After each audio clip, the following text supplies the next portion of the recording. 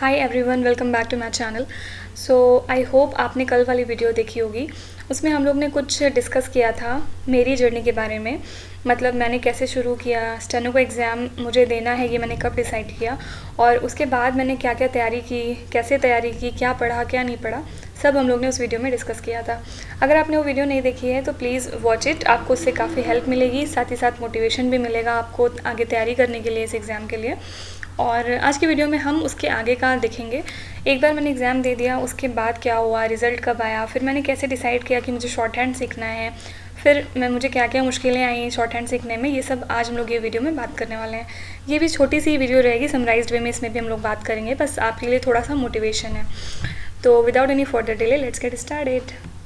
तो यहाँ तक की बात पूरी हो चुकी थी कि मेरा एग्ज़ाम 6 फरवरी को था 2019 में। तो फिर फाइनली जो भी था, जितना भी पढ़ा था, ऑनलाइन ऑफलाइन मॉक्स दिए थे, उसके बाद जितनी भी तैयारी थी उस बेसिस पे मैंने अपना एग्ज़ाम दिया। और सच बताऊँ तो exam was not very good, not up to the mark जितना मैंने सोचा था। जब मैं वहाँ से आई तो काफ़ी ज़्यादा अपसेट भी थी, क्योंकि मैंने आपको बताया था पिछली वीडियो में कि मेरा टाइम लैग हो गया था। काफ़ी सारे क्वेश्चंस इस वजह से छूट भी गए थे मेरे एक्चुअली आते हुए क्वेश्चंस। और लास्ट में थोड़ा पैनिक भी कर गई थी, तो मुझे लग रहा था शायद काफ़ी सारे क्वेश्चन गलत भी हो सकते हैं। तो मतलब ओवरऑल मेरा पेपर मेरे हिसाब से अच्छा नहीं हुआ था। तो फिर मैंने छोड़ दिया, मैंने कहा ठीक है चलो, सीबीटी मुझे एक्सपीरियंस करना था, मैंने एक्सपीरियंस कर लिया है, अब आगे का देखते हैं, एग्ज़ाम तो कोई और भी देना है। तो मेरे जो अदर एग्ज़ाम्स थे सीजीएल वगैरह, मैं उस पर थोड़ा फोकस करने लगी। जो मैंने मैथ्स को एकदम छोड़ दिया था, मैंने फिर से वो ट्रैक पकड़ा, मैथ्स भी शुरू की एक बार पढ़ना। और उसके बाद फिर 16 अप्रैल को मेरा रिज़ल्ट आया। एंड कोई होप्स नहीं थी मुझे, कुछ भी नहीं था, लेकिन विदाउट एनी होप मेरा ग्रेड सी ग्रेड डी दोनों ही क्लियर था, दोनों का कट ऑफ क्लियर था। और आपको एग्ज़ाम, ठीक है आपने दिया एग्ज़ाम, आपको नहीं पता कि आप आगे क्या करेंगे, आपको जॉब लेनी है नहीं लेनी है, लेकिन वो जो एक फ़ीलिंग होती है ना कि आपने पढ़ाई की उसके लिए और आप एग्ज़ाम दिए और उस लिस्ट में आपका नाम है, सब लोगों के साथ आपका भी एक नाम है, तो वो फीलिंग आपको बहुत ज़्यादा खुश कर देगी, बहुत ज़्यादा खुश कर देगी। बहुत अमेजिंग फीलिंग होती है क्योंकि वो, और मेरा वो पहला एग्ज़ाम था और मुझे लगा था शायद नहीं होगा, मेरा पेपर भी उतना अच्छा नहीं हुआ था, but when I cleared it makes me very very good. मतलब बहुत अच्छा लगा था मुझे। और क्योंकि दोनों ही पोस्ट के लिए मैं सेलेक्ट हो गई थी, ग्रेड सी ग्रेड डी दोनों के लिए, तो मेरे पास दोनों ही में ऑप्शंस था कि अब मैं ठीक है शॉर्ट हैंड सीख लेते हैं, देखते हैं क्या करना है। तो ये हो गया रिज़ल्ट के बाद का।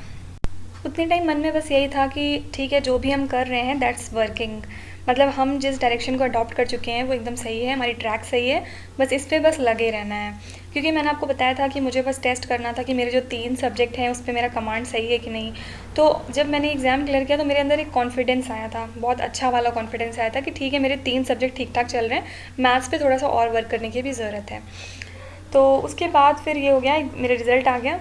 देन आई थॉट कि ठीक है चलो शॉर्ट हैंड भी सीख लेते हैं। मतलब उतने टाइम तक मुझे कुछ क्लियर नहीं था कि मैं इस जॉब में जाना चाहती हूँ, ये जॉब मुझे चाहिए नहीं चाहिए, मतलब मैं कंफ्यूज थी। तो मुझे लगा ठीक है चलो शॉर्ट हैंड भी देख लेते हैं क्या है उसमें क्या नहीं है। और मैं आपको बता दूँ फ्रेंड्स कि सीबीटी कुछ भी नहीं है स्टेनो एग्ज़ाम में।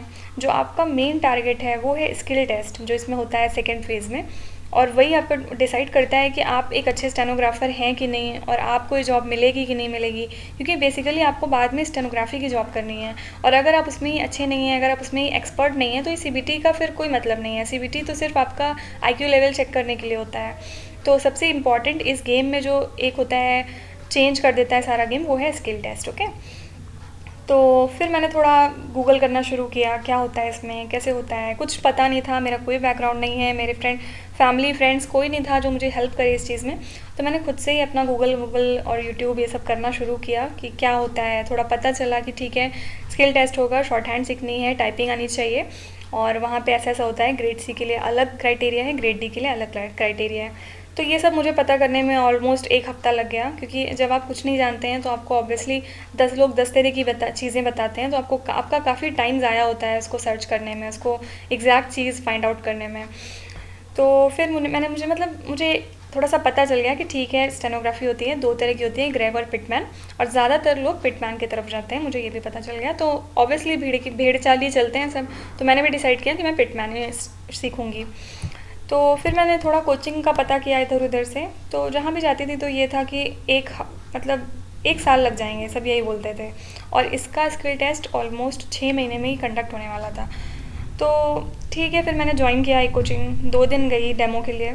मुझे कुछ समझ नहीं आया बिल्कुल, टू बी वेरी ऑनेस्ट मुझे बिल्कुल समझ नहीं आई कि पिटमैन होती क्या है। ठीक है, उसमें डार्क पेंसिल यूज़ करते हैं, लाइट पेंसिल से अलग लेटर बन जाता है, वो मेरी बिल्कुल पल्ले ही नहीं पड़ रही थी कि क्या है एक्चुअली पिटमैन। तो मुझे पता चल गया था कि शॉर्ट हैंड मेरे टाइप का नहीं है, मुझे शायद नहीं आएगी कभी भी शॉर्ट हैंड, मैंने ये मान लिया था उसके बाद।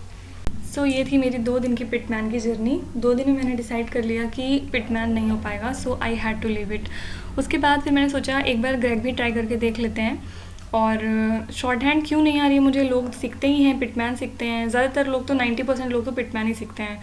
तो फिर मैंने डिसाइड किया ठीक है ग्रेग देख लेते हैं एक बार। और ग्रेग के लिए मैंने कभी कोचिंग नहीं ज्वाइन की, क्योंकि ग्रेग ऐसे सिखाते भी नहीं हैं कोचिंग में। ऐसे कहीं आप कहीं पे भी जाएंगे तो ज़्यादातर ऐसा होता है कि सिर्फ पिटमैन ही वहाँ पे सिखाते हैं। तो ग्रेग मैंने इसलिए फिर ऑनलाइन सीखने की कोशिश करी यूट्यूब पे। और ट्रस्ट में गाइस, ग्रेग बहुत इजी लैंग्वेज है, पिटमैन से बहुत बहुत बहुत इजी लैंग्वेज है। ये अपना अपना एक पर्सपेक्टिव भी होता है ऑब्वियसली। हो सकता है मुझे ग्रेग इजी लग रही है, आपको पिटमैन इजी लगे, लेकिन मेरे हिसाब से ग्रेग काफ़ी ज़्यादा ईजी है। मतलब एक बार तो ट्राई करना ही चाहिए। जिन लोगों को पिटमैन में थोड़ी भी दिक्कत आती है वो लोग एक बार ग्रेग देख सकते हैं। और ग्रेग काफ़ी अच्छी लैंग्वेज है।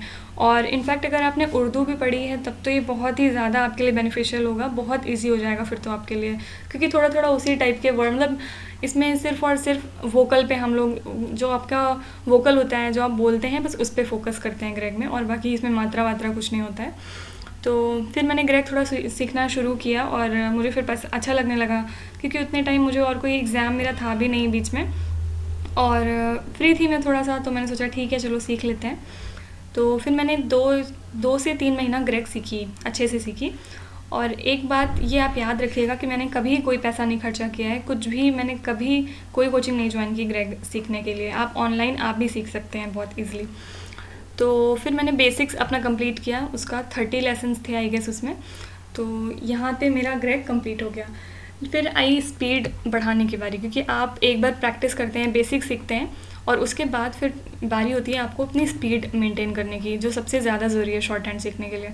तो उसके बाद ये शुरू होता है फिर।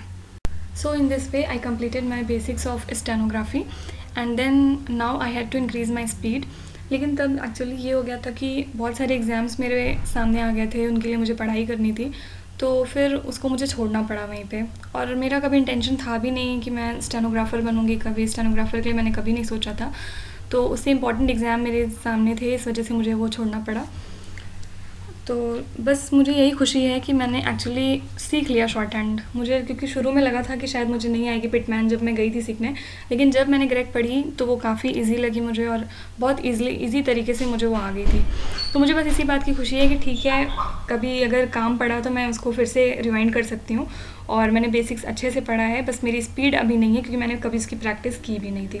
और ये सब सिर्फ डिपेंड करता है कि आप कितने ज़्यादा डेडिकेटेड तरीके से प्रिपरेशन कर रहे हैं। और शॉर्ट हैंड बहुत लोग बोलते हैं 1 साल लगता है, 2 साल लगता है, ऐसा कुछ नहीं है।